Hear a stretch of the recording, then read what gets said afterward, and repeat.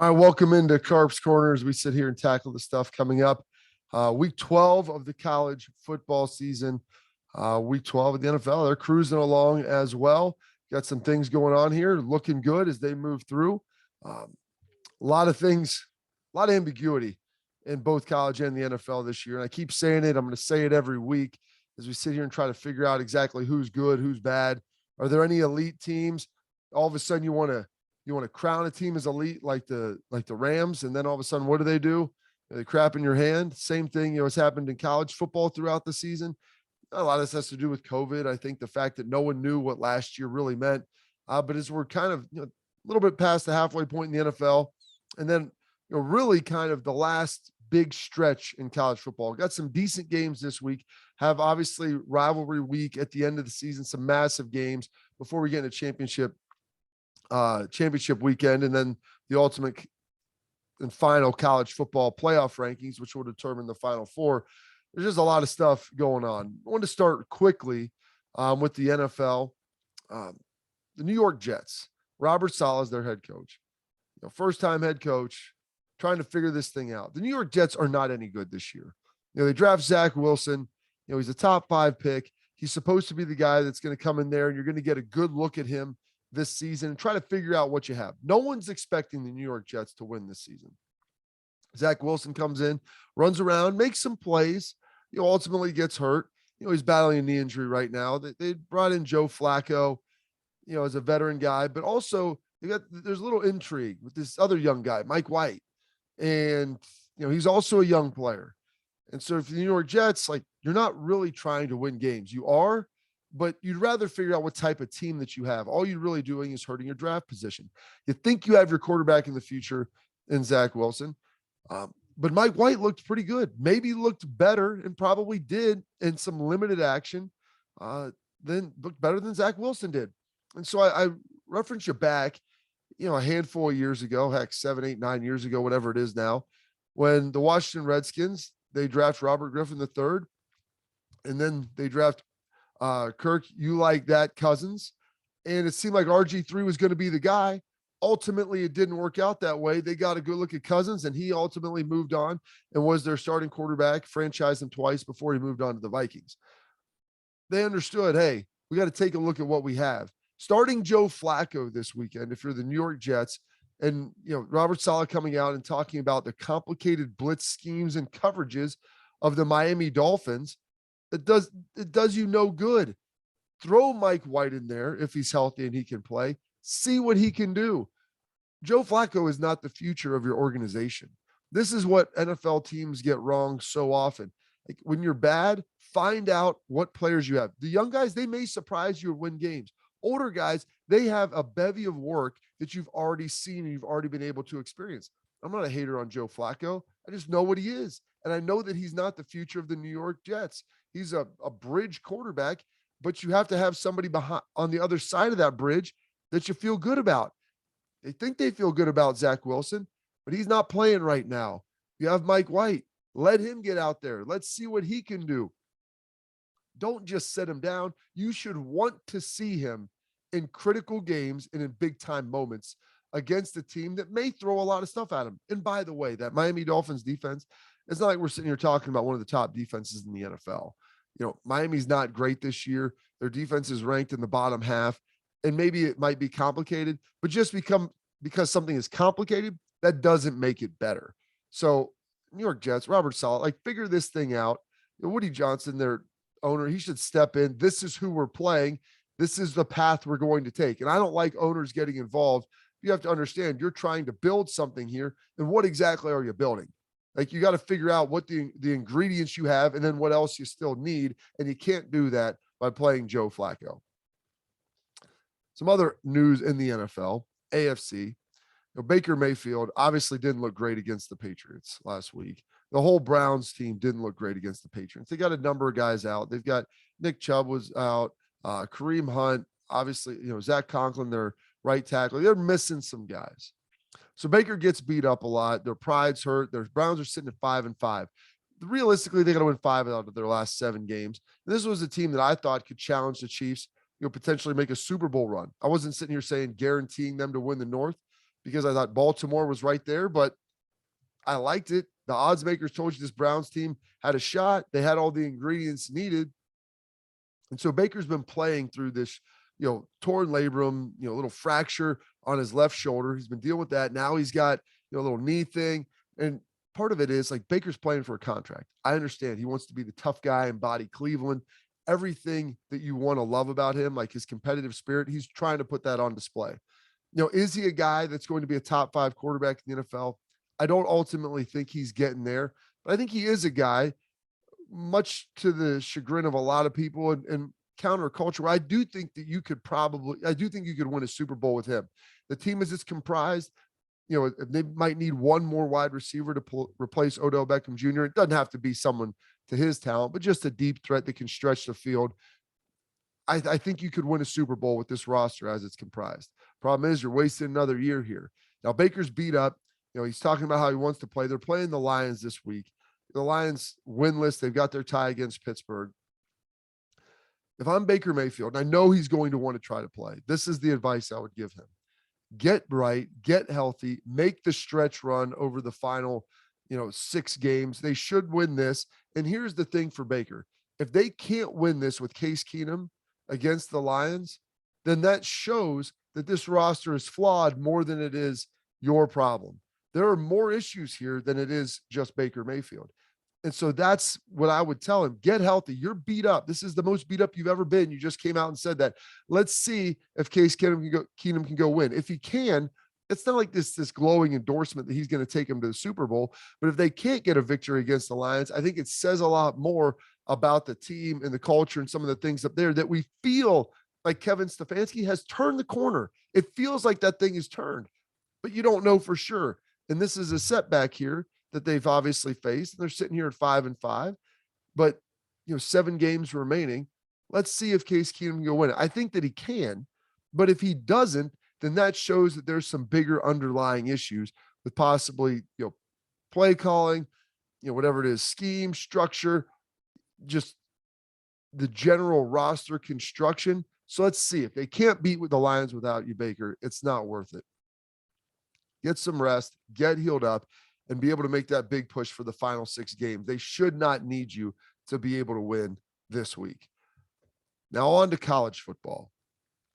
A lot of information, a lot of things going on in college football. There are a ton of jobs open. You have USC, you have LSU, you have Washington, TCU, Va-Tech, Washington State, FIU, Akron, UMass, and let's not forget UConn was open. Jim Moore Jr. took the job. So, there has been a ton of movement here. And, there's 130 teams in, college FBS football. I mean, we're sitting here getting to the point where almost 10% of the jobs were open during the year, which, the NFL, they turn coaches over every year. And some years, heck, almost 25% of coaches are getting turned over. You typically don't see that in college football, and you usually don't see it during the season. Now, our guys, Chad and Hutton and everybody over at OutKick 360, they did a great job of ranking these, and they ranked them off in the order that I just listed, with USC being the premier job, followed by LSU. They talked about, I think, USC, you can win the Pac-12. You win the Pac-12 and you're USC, you're probably going to the college football playoff. LSU, there's gonna be a lot more criticism, gonna be more critical. More people will be at your games, tougher road to get to your championship game for the SEC. And then it's going to be hard to win that. So while if you win, you're definitely in, maybe if you come in second, you could also get in, but it's a much, much tougher road. But I don't want to get into all the rankings. I want to get into why I think this is happening, because that to me is more interesting. You have Justin Fuente in his 6th season there getting fired. Jimmy Lake getting fired at Washington for, separating players. You get a little physical. Yeah, the guy had a helmet on, for heaven's sake. You're talking about a coach. Like, I joke with this. You're getting physical with players. I mean, what level of physicality are you getting to? What are you doing to them? These are grown men in the prime of their lives, and an older coach who probably doesn't work out at all, or works out a little bit, but isn't in great shape. Dude had a helmet on, trying to separate them. Things get heated. I don't think Jimmy Lake should have lost his job. Whatever. It's neither here nor there. Why is this happening? I think the conference movement is a big piece. This realignment, playoff expansion, all of these things are up in the air. Schools are jockeying. They want to get the best guys they can to make sure as this thing settles out, they're in a good spot moving forward to be able to compete. at the highest level, and to be able to go in there and maybe win their conference, especially like in a place like the Big 12. You look at with TCU, and Texas Tech making their decisions, to potentially move on, even in the ACC, Va Tech, you would have thought they'd be dominating. Frank Beamer was there. They were really good. All of a sudden, following the man, and some things move around a little bit, and it's not that good of a job anymore, and you're not dominating the way that you used to. But all this conference movement and the fact that, even in the ACC, Clemson was down, you would have thought 6 years ago, if, hey, there's no great team in the ACC, why couldn't that great team be Va Tech? Well, they've struggled, and it's really been the last 3 seasons with Fuente. So this conference movement, this playoff expansion, I think has got everybody a little uneasy. Get that head start on hiring your coach, because you get the best guy out there. It's going to obviously put you in a good situation. The transfer portal is a big piece of this. You get your coach, they can start, plucking guys from the portal. And you saw what Mel Tucker did. You can get good in a hurry if you just get maybe a handful of the right guys to supplement a roster. That's not too bad. So that's a big piece of it. But on a larger scale, I think a lot of it is now Tennessee has Josh Heupel, and I think he's doing a great job, and he's going to have Tennessee back, I think, to where they're respectable. I don't know if they ultimately can challenge Georgia and Florida, but they're going to be as good as I think they possibly could be under anybody. But he's a good young coach. But you look at Florida State, heck, you look at Florida, you look at Texas, you look at Nebraska, you look at USC. These are some of the premier programs in all of college football. The history of college football cannot be told without these schools and some of the names that used to walk the sidelines there as coaches and as players. And I think what schools fear now, especially if maybe you're a USC, which I just listed them in that, LSU, Va Tech, who was built under Frank Beamer, but what have they really done since then? Is you worry about falling into that pit that those schools did, where you make a bad hire, you get a second bad hire. Dare I say, like Michigan had 2 bad, then they got Jim Harbaugh. Regardless of what you think of them, they're ranked in the top 10 again. You have Rich Rod and Brady Hoke. You have 2 bad hires. All of a sudden, you're almost wasting a decade of your program, and it's real hard in college football today. What have you done for me lately, where players aren't necessarily looking at, hey, the history, the pageantry, all these different things. They don't care as much about that. Players are sitting here looking at, how good are you right now? What can you offer me? Are you on national TV? Are you a big time brand? Are you in the playoff? What's the NIL stuff look like? And there's a fear. You become Nebraska. Everyone says Texas is going to be back. When this year, losing to Kansas. There's more talent on that Texas roster than there is Kansas. That loss should never happen. It shouldn't have happened. Florida, Dan Mullen, listen, they were good. You're playing Bama, SEC championship game. You've got good players. All of a sudden, dip down. It's like they've been great since Urban left. They've had spurts. They've had years in and out, but they haven't been to that continuous dominance that you're used to. And so you're worried about becoming one of these programs where you slip into it for about, it seems like a year or two. And then all of a sudden you realize, like, you're 2 or 3 coaches in, and it's been almost 10 years. Florida State's going through that right now. They got to get Norvell right. He's got to be the guy. He's got to turn this ship, and he doesn't have all day to turn it. And so, LSU, they don't want to mess with that and go through the Ed Orgeron cycle. And maybe he's won a national title. He's been great. You risk, burn another year or 2 with him. And then you hire the wrong coach. All of a sudden, poof, there goes 6-7 years. And now you're way behind some of the other schools like Ole Miss. They got Lane. They're coming. And maybe Lane goes to LSU. Heck, I don't know. But I think you look at all these jobs, and I try to think of the coaches that could come and be a part of these jobs. I think there's a void of talented young coaches in college football. There used to be more coaches, good coaches, than there were elite jobs. Now you spin through this so quick. If you don't build quickly, you're moving on to the next. And some of these guys that they're throwing out here, it's like, I'm someone that follows college football, and I have to look them up of who's going to fill all these positions. Who's going to be a guy that's going to step in there? Like talked about James Franklin to USC. I don't know if that's a done deal anymore. That looked good. Who's going to LSU? Is it Dave Aranda, Mel Tucker? Like, okay, so you start getting through that. All of a sudden, you start getting down the line a little bit. Who the heck are you hiring at some of these places? TCU, where are you ranked? Virginia Tech, where are you ranked on the coaching, pecking order? Who are you going to get to take these jobs? You're going to have to overpay. And that divide now, Big Ten and SEC up here with dollars. A lot of the other schools down here. So you're going to have a hard time if you're not in one of those elite conferences being able to pay out the type of money and compete at that level because your TV deal is not matching up. And so that's what I think some of this issue is with the coaching carousel and how they're going to fix it and how you're going to be able to kind of pour in and find these coaches that'll solve these problems. A lot of it's playoff and all these things that have changed and these TV deals have gotten stretched. And there's kind of a void as these jobs keep opening up quicker and quicker. No one wants to get left behind.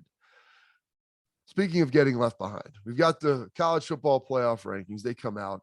Gary Barta comes out there and just spews nonsense at this point in time. I mean, they should just get to the point where, hey, Gary's in the corner, little picture in picture, you wave as the stuff comes out. Don't even ask him questions.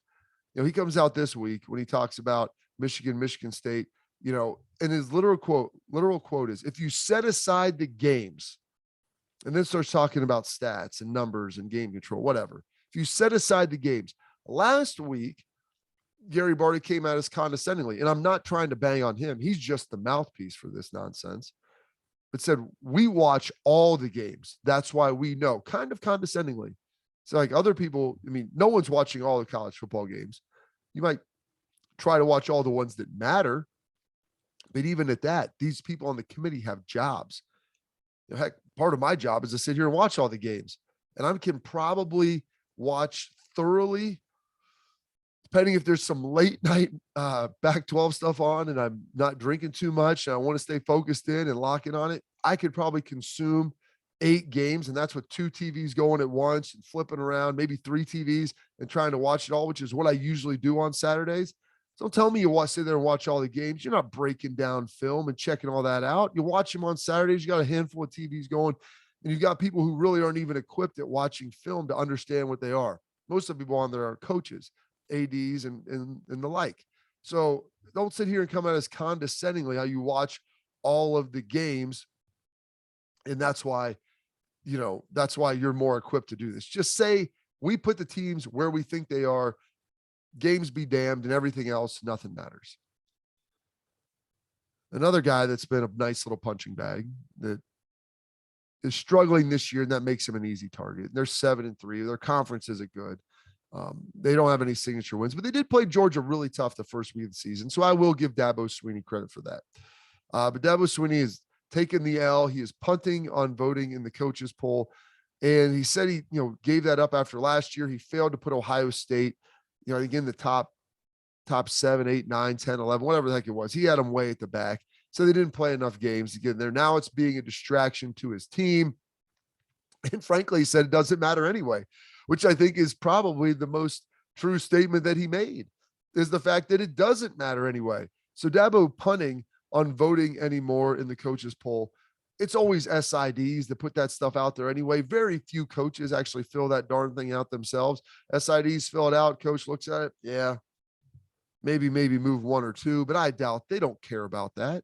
When it was a component to the BCS, yeah, maybe that mattered a little bit more. But at this point in time, like, no one's sitting there putting a coach's trophy in their atrium. There's no trophy case for the coaches poll. It's who won the college football playoff. Before that, it was the BCS. And so that's kind of where we're at now and how that thing is structured. And you know what? I give Dabo Swinney credit. Maybe this will be a trend that will start among coaches, and the coaches poll will kind of dissolve altogether. I wouldn't bet on that because there's always money behind it, but it wouldn't ultimately surprise me if it happened. On to some games now for college football this week. We got some big games. Michigan State at Ohio State, Wake Forest at Clemson, not a huge one. Iowa State at OU lost a little bit of its luster when OU lost. And obviously Iowa State hasn't been tremendous this year. Oregon at Utah, game that could have some nice intrigue. Want to dive into that. First start with Michigan State at Ohio State. Game sitting there almost a 3-touchdown line. It's moved a little bit here and there, open around 19, 18 and a half, look, getting to 20. It wouldn't surprise me if this goes up to 21 before it's bet back down at the end. Michigan State, bad matchup with Ohio State. Here's what Michigan State's good at. Offensively, pretty decent. They've got some nice receivers in Reed and Naylor. Naylor, we'll see if he plays. He's got the bad hand. He hurt against Michigan, I believe, in the second half. Didn't play against Purdue. It was casted up. We'll see if he comes out and plays. I wouldn't anticipate it. Maybe he does. Puts in a heroic performance. Who knows? Peyton Thorne, their quarterback, good. He's efficient. Not the strongest arm in the world, but he's highly accurate. Kenneth Walker III, everyone knows about him. Great vision, great agility, trouble in space, good top-end speed, really talented running back. Michigan State offensive line, pretty good, decent. Michigan State's defense, their secondary is the worst in college football. Now, playing Purdue obviously is going to hurt that as they put up 400 yards passing on everybody, and they put up a ton of yards against Ohio State. Most of them garbage yards, but whatever. They're real yards. They did happen. Passes were completed. But Ohio State has the best wide receiving core in college football, and that's not up for debate anymore. I think with talking to scouts, anybody can see Jackson Smith and Jigba, Chris Olave, and Garrett Wilson are phenomenal. They've got elite guys behind them, but those three dudes who are sitting there, in a game where they have 9, and 10 catches, and they account for like 5 or 6 touchdowns. It's ridiculous what they're able to do, but they're all really talented players. Michigan State, not good on the back end. Unless they're able to pressure CJ Stroud, bring a ton of heat, disrupt him beyond all belief, I think this could be a game. And maybe they confuse him, and maybe they stop him for a series or two. But this could be a situation where if they can't get pressure on Stroud, and Ohio State can run the ball with any level of effectiveness, it's going to limit the coverages that Michigan State can play, put those guys on an island, and it could be a situation where Ohio State's scoring 42 points. If that's the case, I think the Ohio State might cover that number. I don't necessarily love that game to bet. I don't feel great about it either way because I think Michigan State can score, and Ohio State's given up some big plays in the passing game. But I feel like Ohio State in this game is going to probably score 5, 6 touchdowns just due to the fact that Michigan State, where they are bad, that is where Ohio State is particularly good. And if you can't get pressure, you can't protect your secondary. Wake Forest, Clemson. Sam Hartman of Wake Forest, they're slinging this ball all over the place. They're fresh off their victory against NC State, I believe 45-42. Looked pretty good. This is a little situation of good on good. You have a great defense for Clemson, and Brent Venables is still coaching those guys up, and they're keeping them in games. Great offense for Wake Forest. Who am I betting on in that situation? Wake just beat NC State. NC State has a pretty good defense, and they were able to score 45 on them. A lot of people thought that would be the game that Wake would get upset. It happened a week before against North Carolina. Clemson slows Wake down, but I don't think they slow them down enough. That Clemson offense has not been good all season long. Against Wake, they'll score, they'll move the football. Clemson about a 4.5, 4-point favorite. I like Wake to probably win this thing outright. I wouldn't mind seeing Clemson win. They'd need some help, I believe, to still get in the ACC championship. But I think Wake has enough offense that they'll be able to overcome their lack of defense. And I think that they'll be able to score on Clemson as well as they need to. Not like they have all season long, but I think that, led by Hartman there, they'll be able to move the football. They've got talented wide receivers on the edge, and they call a great game. They do a good job offensively. It's fun to watch. Looking out west, got Iowa State. Lost a little bit of their luster there. Matt Campbell, struggling through this season, still capable of the big upsets, still capable to go get those big wins. This was a game I had circled way early in the year that I thought would be a game that, might determine the Pac-12 or the Big 12 championship. OU sitting at 13th, after their loss to Baylor. Maybe they've got their attention, but Baylor pulled away in that fourth quarter. And OU's offense looked pedestrian. They had Caleb Williams in there playing. Then, he goes out. Spencer Rattler comes in, didn't look any better. They're struggling. They're searching out there in Norman right now. They're 3.5-point favorites in this game. But I like Iowa State to play spoiler. Brock Purdy, I think this is his moment. Breece Hall, Xavier Hutchinson, they have 3 pretty talented players. This Oklahoma offense is struggling. I think Iowa State's defense is good enough to be able to keep hampering them and to keep them down. I don't think it's, this blowout, but I think Iowa State squeaks this thing out. It's going to be a close one. The fact that it's not in Ames and it's in Norman, that I think that does bode well, obviously, for OU. But this is a one that slight edge, I think, ever so slight to Iowa State, because when you're OU and you've found ways to win, you continue to find ways to win. I was part of a team, the 2002 national championship at Ohio State. We weren't the greatest team in college football that year, but when you believe you're always going to win and you always win those close games, you seem to pull them out. I think if we would have lost one of them, we may have lost three of them. And so OU, they've got a little chink in the armor now. They've got their first loss. How do they respond? How does Lincoln Riley handle all this? Well, that'll be determined. And then out way west, a game that has a lot of intrigue and impact in the college football playoff, because you have the number 3 team in the nation on the road against the Utah Utes, and they're 3-point dogs. These teams, if you look at them statistically, kind of mirror images of each other. Pretty good on offense. They both like to run and pound the football. Anthony Brown, the quarterback for Oregon, he's going to try to get it done with his legs as much as his arm.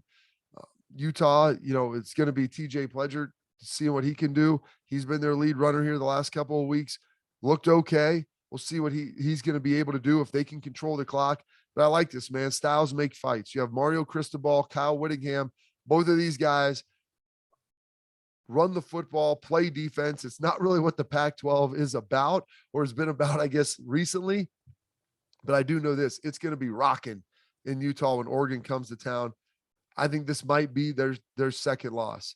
And they could be playing Utah twice now and then in the Pac-12 championship as well, depending on how things shake out down in the South with Utah. But Utah still the ability to get in.